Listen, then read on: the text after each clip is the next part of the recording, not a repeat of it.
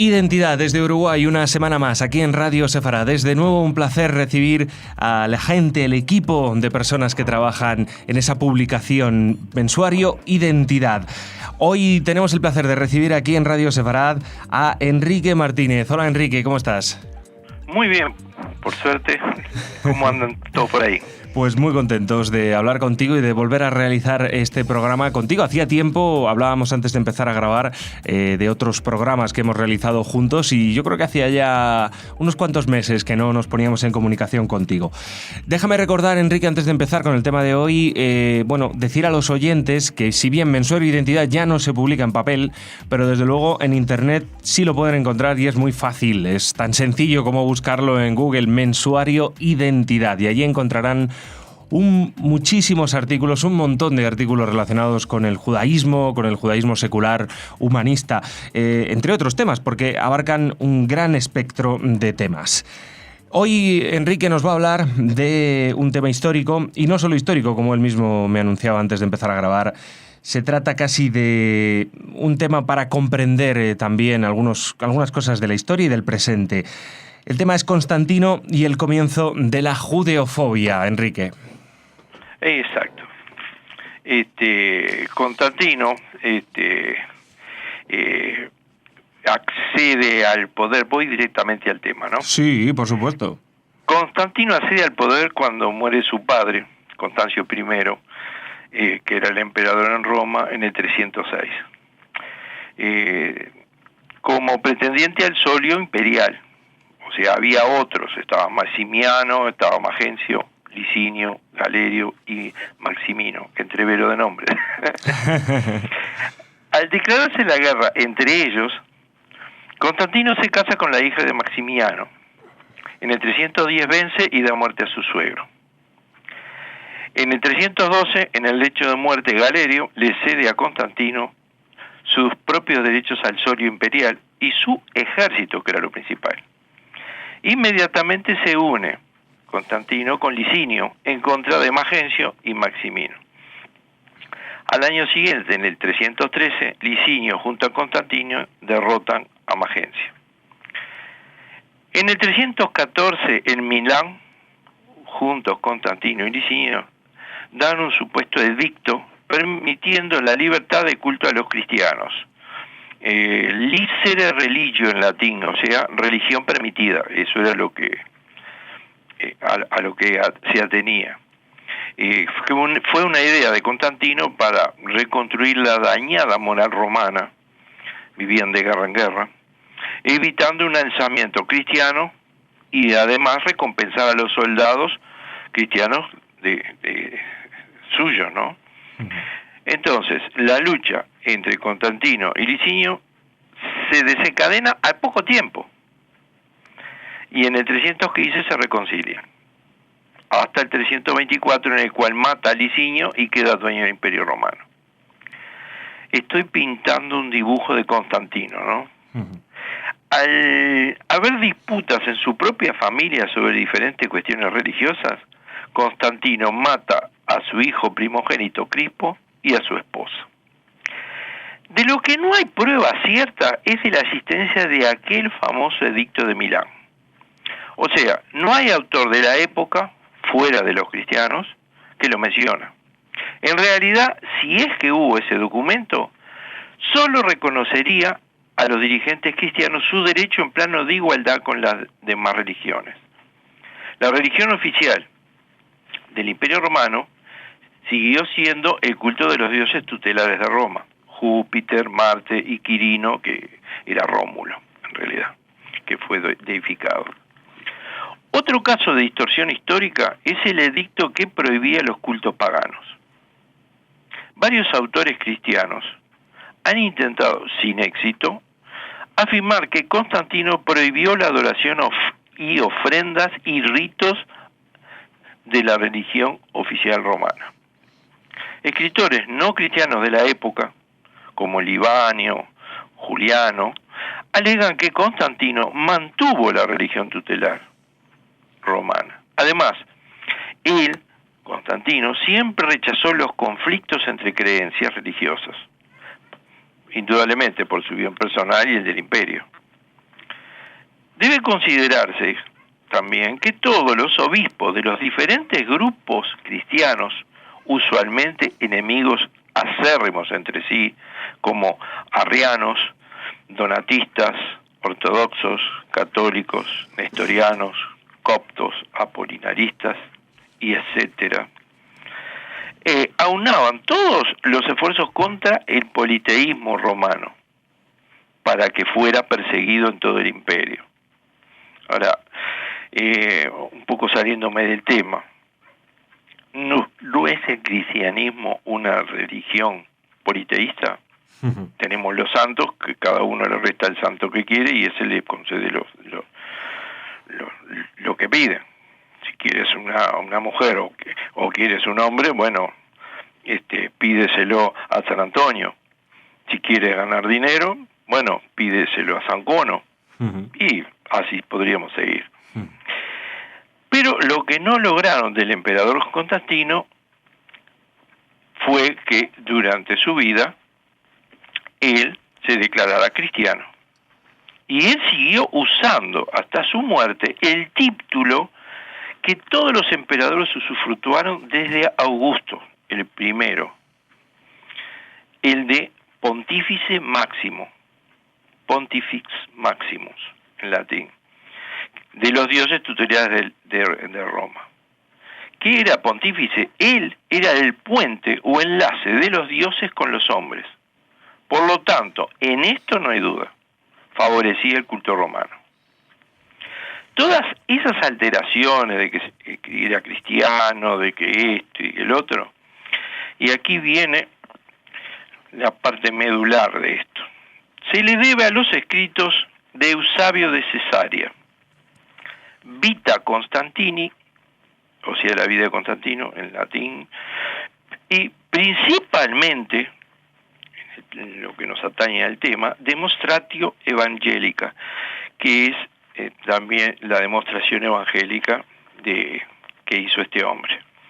Este apologista, obispo cristiano de una inmensa judeofobia, dio inicio a la condena y persecución de los judíos como asesinos del Hijo de Dios, el Mesías cristiano, liberando al Imperio Romano de la muerte del Mesías cristiano.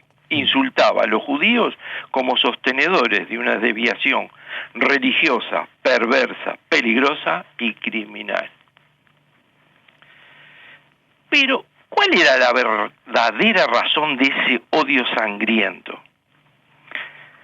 La lucha, en realidad, del cristianismo, lo que consistió, es que se olvidara el origen judío del llamado Jesús y su humilde madre judía de Galilea.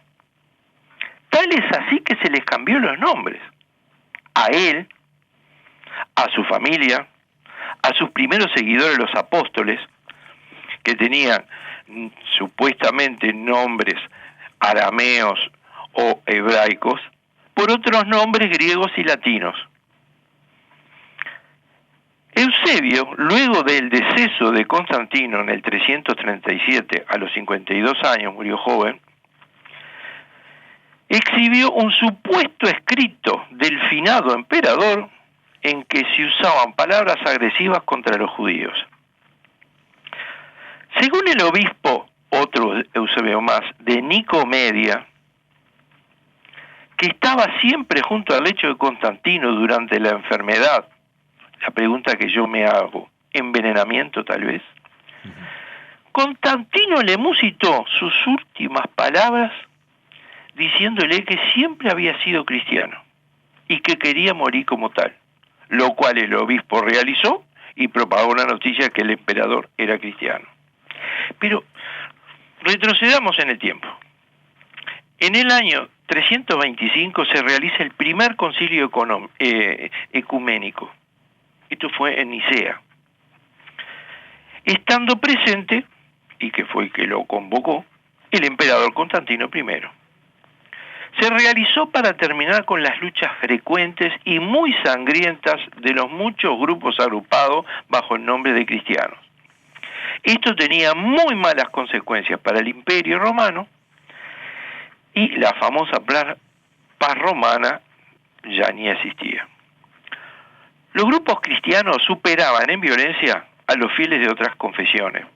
Por ejemplo, la fundacional romana, la mitrianista de origen persa, de Mitra, la judaica, que había muchos emigrantes, principalmente en Grecia, entre otras religiones. Y esto lo podemos ver hoy en día con el caso de los emigrantes musulmanes y centroeuropeos. Siempre se emigra.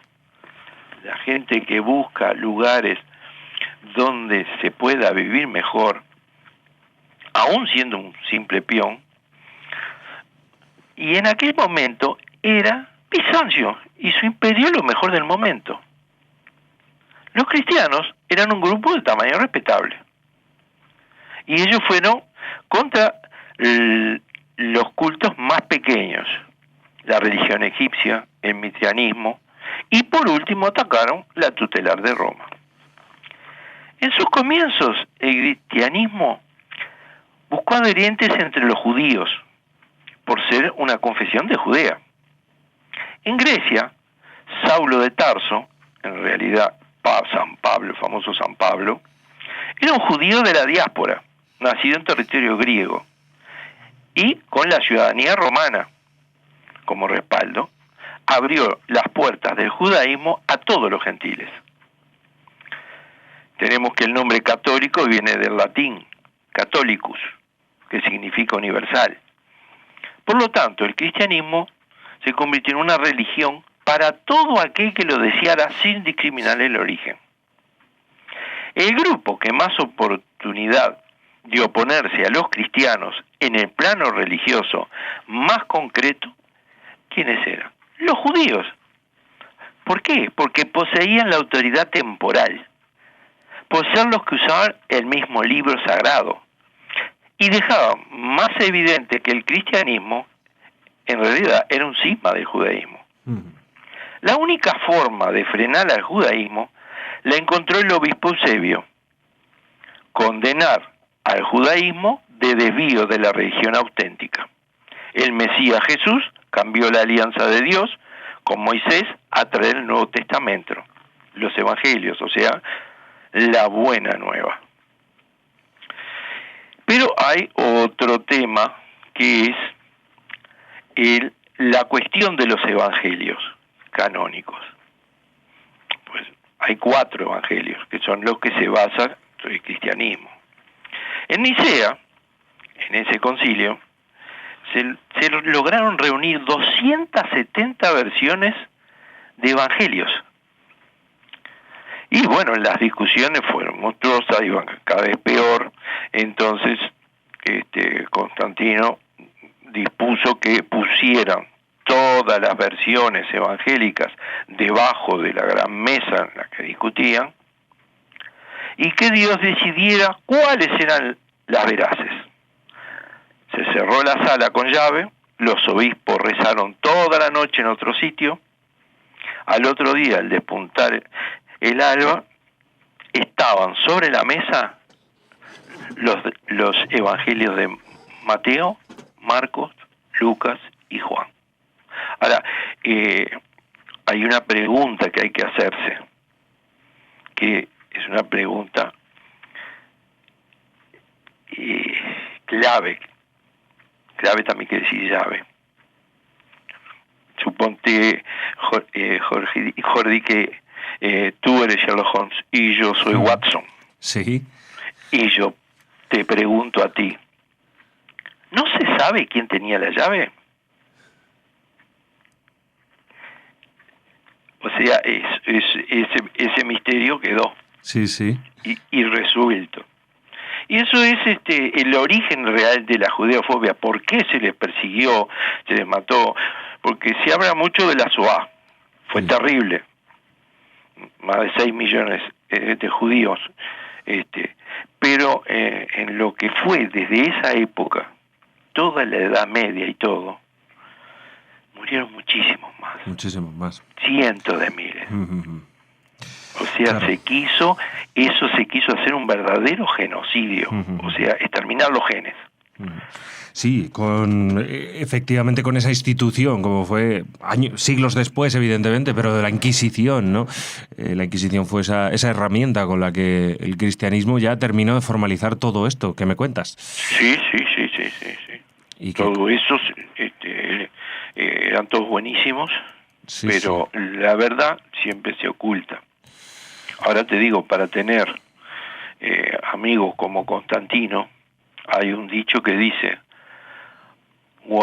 guárdeme Dios de mis amigos, que yo me guardo solo de mis enemigos. Exactamente, desde luego.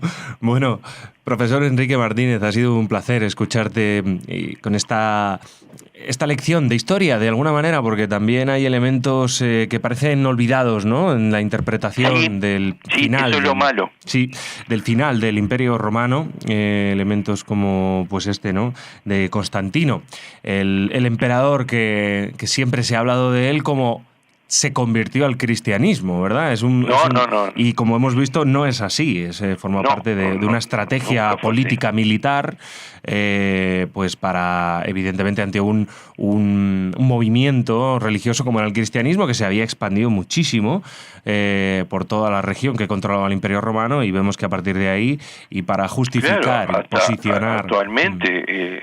el Papa usa un título de emperador. Sí, y de pontífice máximo, claro. Exactamente. El cristianismo, digamos, entró dentro del Imperio Romano y se apoderó de sus símbolos, incluso muchos de sus símbolos. Empezó por Grecia y fue barriendo con todo lo que encontraba, ¿no? Y esto es lo que tenemos. Bueno, pues... eso es lo que hay que recordar, siempre el pasado. Claro, que nos explica el presente. Profesor Enrique Martínez, ha sido un verdadero placer que estuvieras aquí una semana más y esperamos volver a recibirte próximamente. Un placer, saludos para toda la comunidad que trabaja y hace posible la radio. Y bueno, un abrazo para todos.